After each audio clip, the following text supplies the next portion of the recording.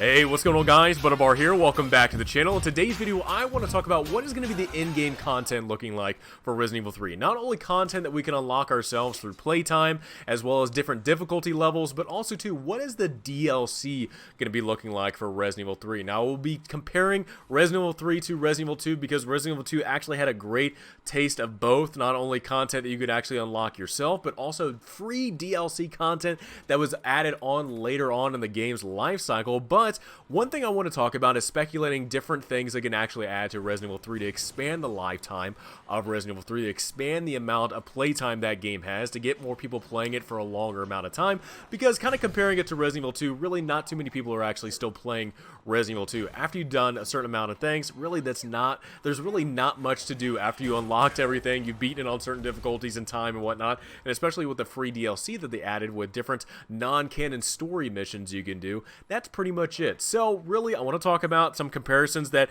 Resident Evil 3 can do from the Resident Evil 2 game, but also two new things that Resident Evil 3 can add later on to continue to get people to play that game overall. So let's get into it. So first off, let's talk about what Resident Evil 2 had in store for its game when it comes to in-game content, as well as with DLC missions that, again, were not canon storyline, but they were just separate DLC missions that you could do in-game. So first off, let's talk about the in-game content. Now, Resident Evil 2 did offer a way to where you can actually beat this game on a certain difficulty in a certain time, and it would unlock certain items for you, different weapons that had infinite ammo capability. One would be the pistol on standard difficulty. I think another one was the SMG, as well as the infinite Gatling gun, as well as the rocket launcher on the hardcore difficulties. As you're playing through, you're making sure that you beat these missions, or you're beating the storyline at a certain time. I think it's like 2 hours, maybe it's a half hour, hour and a half or something like that. But after you beat the game at a certain time, you unlock these weapons. And honestly, for me, that gives me a lot of replayability. Look, I think there's a lot of people that play Resident Evil 2 that are just scared, not kind of nervous, and kind of what's going on. You have to manage a lot of different things, and it's very intimidating going into a lot of these fights where you have to manage what you have in your inventory and you're not able to actually kill a lot of the things that are on the screen. However, when you beat this game on a certain difficulty at a certain amount of time, and you get these infinite these infinite ammo weapons, it's actually a lot of fun to play through the game, being able to just blow everything out of the way and being able to just wreck on all the monsters in the game and just have a lot of fun that way. For me, that was a lot of fun to just be able to do something like that in Resident Evil 2 that expanded my time playing the game, because I could go through the entire game just rocket launching every single licker, zombie, monster, whatever that might be, and for me that was a lot of fun to do. And it was one thing that I really did enjoy as a little kid back in the 90s, being able to unlock infinite ammo on weapons, and I really did enjoy it in Resident Evil 2 with that as well. Now, when it came to the DLC missions that were added later on, well, actually, I'll say this. The Forced Survival as well as the Tofu missions that were actually included in the game when it launched, again, were additional in-game content that you could play. So not only you had the storyline with infinite ammo weapons you could unlock, but you also had the Fourth Survivor with Hunk, as well as with Tofu, that you could actually be able to rush through this mission and beat a certain time, and then be able to just play as Hunk in the storyline of him, and then also as Tofu as well. Again, there was really fun new mechanics that they added to this game, even though they were mechanics and game modes that were made back in the 90s version. It was, again, really cool to see an updated version of that, but also too more things to actually play on. Not only can you play the full game, but you can also play Hunk and Tofu's missions as something that can be in-game content and kind of race to see who can have the fastest time. So that, again, that was a really cool thing that was also included in the game itself. Now, when it came to DLC, we had the Ghost Survivors, which included 3 different missions, actually 4 different missions. Once you complete the 3rd mission, you unlock a 4th mission, which is the sheriff at the gas station. But these were really fun missions, survival missions, being able to make it to a certain point or be able to survive a certain amount of wave of zombies and have just really fun missions that you could do outside of the main storyline. Now, again, like I said, these are not canon missions, but they were still really fun little story, campaigns that you could do that you can kind of say, hey, you know what? They were pretty much what-if scenarios. What if this happened during the time of Raccoon City to these certain certain characters. So again, it was really cool DLC that was actually free to the players. That was one thing that was very surprised of. I think Capcom was kind of surprised the amount of volume that they got of people buying and picking up Resident Evil 2. They were like, look, we love the support you guys are giving us. Here's some free content. Here's some free DLC.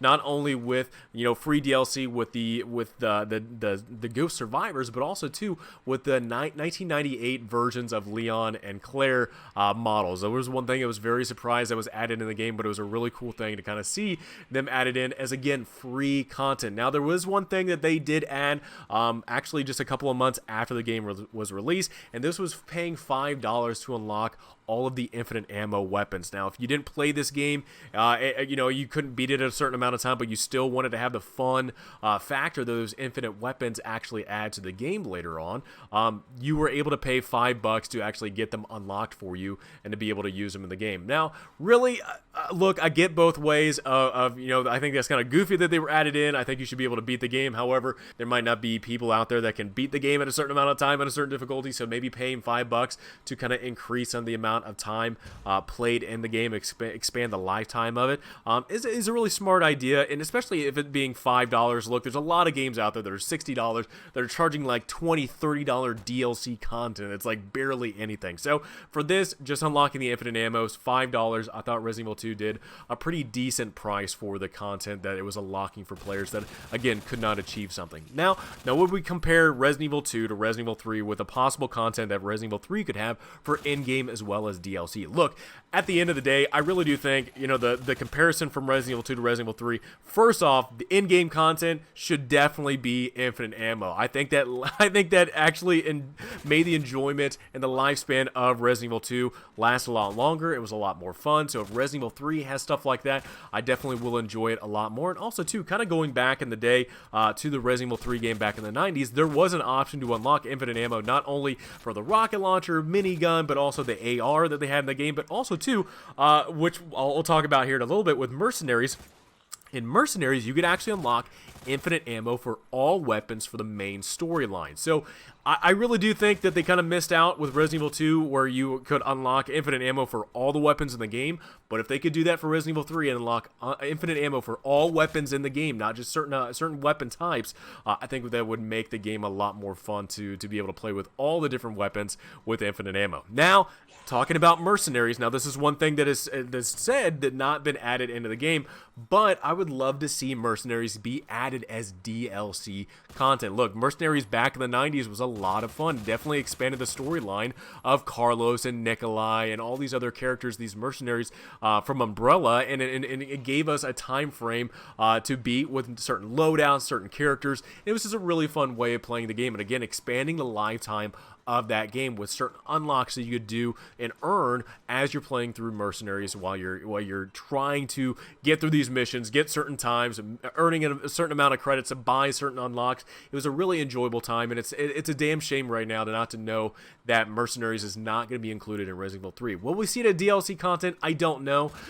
They do have the Resistance added into this game as a multiplayer. I'm not considering the Resistance as like, you know, DLC content or in-game content to Resident Evil 3. I think it's its own separate game and game mode and whatnot.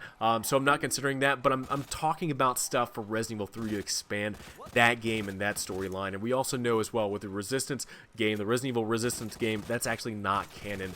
A gameplay that whatever happens in Resistance is not canon to the storyline of Resident Evil. Now, one thing again I think would be really neat, and we kind of saw expansions to storylines and whatnot with Resident Evil 7 and the Chris Redfield storyline added into that game. But what about more DLC storylines to other characters that happen inside Raccoon City? Maybe we see more expansions onto the city areas that we can go into. I think that was one thing I love about expansion games, and you know, kind of looking back at maybe like Oblivion, like Elder Scrolls games, where DLC content actually added new places to the map where you could explore, opened up certain areas about that. Look, I think Resident Evil 3, from what it seems, is going to have a great expansion of the Raccoon City area to where you can go to certain areas, whether that being the police station, train station, power plant, all these different things. But what if there's DLC content to actually open up even more exploration areas for Jill and Carlos to go around to be able to explore. Maybe certain areas that maybe are captured in the Operation Raccoon City Resident Evil game that was several years ago that was released. But again, that game was a lot of fun, but opened up a lot of different areas within the city that you could explore. So what if DLC content came to Resident Evil 3 that opened up even more areas to explore, added more areas to fight even more monsters and zombies and whatnot? To me, I would really enjoy that, because not only are you adding more stuff to the main storyline, but you're also adding more areas to explore, to find out more information about what happened in Raccoon City. The last thing is, I don't know exactly where Resident Evil 3 is going to start out at least when it came to Resident Evil 3 back in the 90s. It started like... Really, I would say that it was started well after, you know, zombies really just went after everybody and killed everyone. But I would love to see if there was any type of DLC that can be added to Resident Evil 3, is depending on where the storyline actually starts out in this new game. I would love to see the build-up. What actually happens within the city with the build-up of the G-Virus and the T-Virus kind of wreaking havoc on Raccoon City? What are the certain actions that lead up to that? I think that can add to the cinematic vision of Resident Evil 3, but also to more gameplay stuff, more areas of the city that you can explore and see more of the downfall of Raccoon City that we really don't see in the other games back in the 90s in current games right now. Maybe the one game I would compare it to is maybe Resident Evil Outbreak, where you kind of saw a little bit of the downfall of Raccoon City. But again, we would be able to see it in Resident Evil 3 with updated graphics, an updated engine, and also too just being able to tell more of a stable storyline with this one game, being able to add DLC that actually started off way before Resident Evil 3 and kind of seeing the build-up of the teardown of Raccoon City. So guys, those are some of my ideas I would love to see in Resident Evil 3 when it comes to in-game content as well as DLC content. Please let me know in the comments below what you would like to see when it comes to in-game content and DLC content for Resident Evil 3 and what you would like to see added and put in place. So guys, hope you enjoyed this video. Please have a great rest of the day, and I will see you guys all next time.